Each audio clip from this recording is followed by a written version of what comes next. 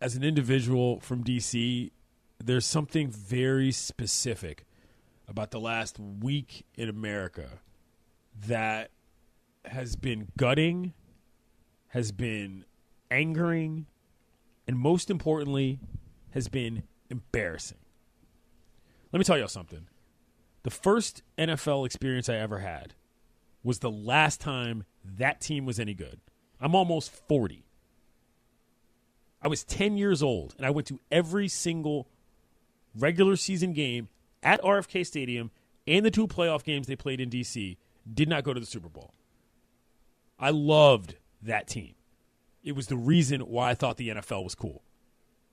As I grew up, I used that word. Family kept the tickets. Went out to Raljon with a regular basis. And over time, when Sean Taylor came along and he passed, it became clear that something was unsustainable about what was happening in Ashburn, where the headquarters are.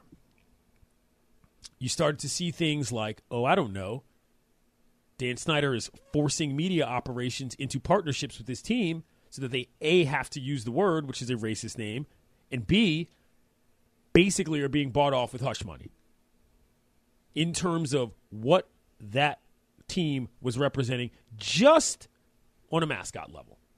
That's one. Don't even get me started about the history of that team in terms of the guy who started it, and it took him a federal act, basically, to integrate the team. My point is that growing up,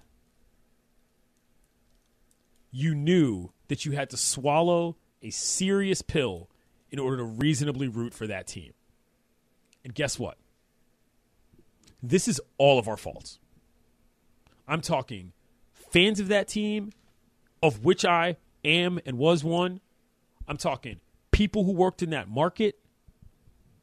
I'm talking former players of that team who looked the other way when Dan decided to give them money to be representatives of the team, when they knew what was going on.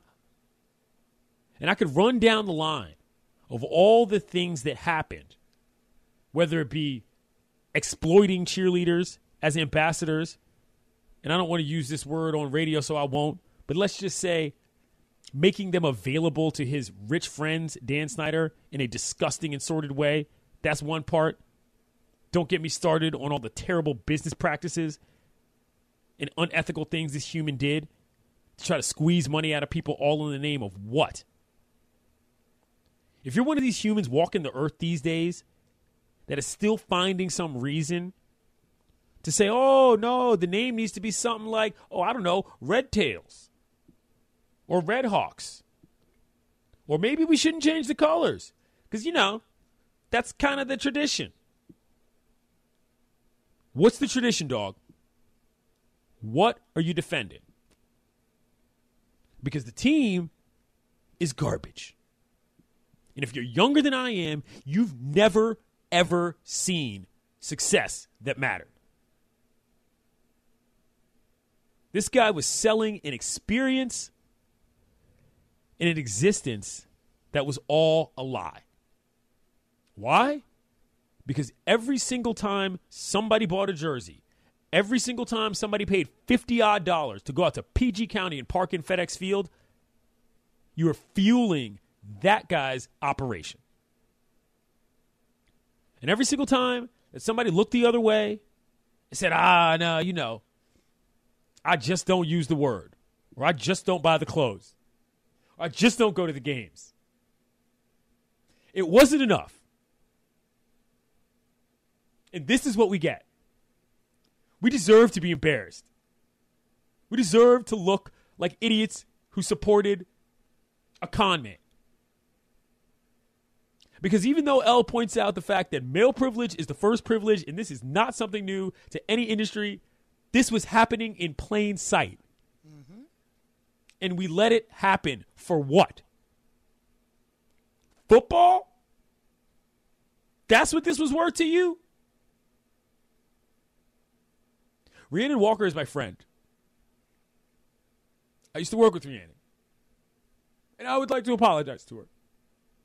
She's from PG, where that team plays. And I would be lying if I didn't say that I just felt like I didn't do enough. It's okay to like football. It's okay to root for the home team. It wasn't okay to let that guy run roughshod all over all the people he has in his entire career, leading us to this. Changing a racist name and facing the fact that they have one of the most despicable cultures in the game.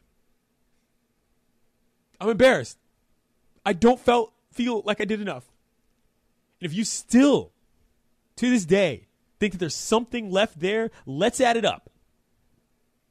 Awful owner, terrible football team, disgusting culture. What you got left? You know what you got left? If you still think this matters that much to you because your granddad had a Sonny Jurgensen jersey back in the day, or you got a bunch of paraphernalia in your basement, half of which probably comes from before the team might have even been integrated. Oh, let's not forget also that they iced out all the dudes that crossed the daggone picket line to win that team games when they won a Super Bowl that they still tried out there that was 30 years ago. It ain't ever been good. And what you thought was good was not that good. If it still matters that much to you, guess what?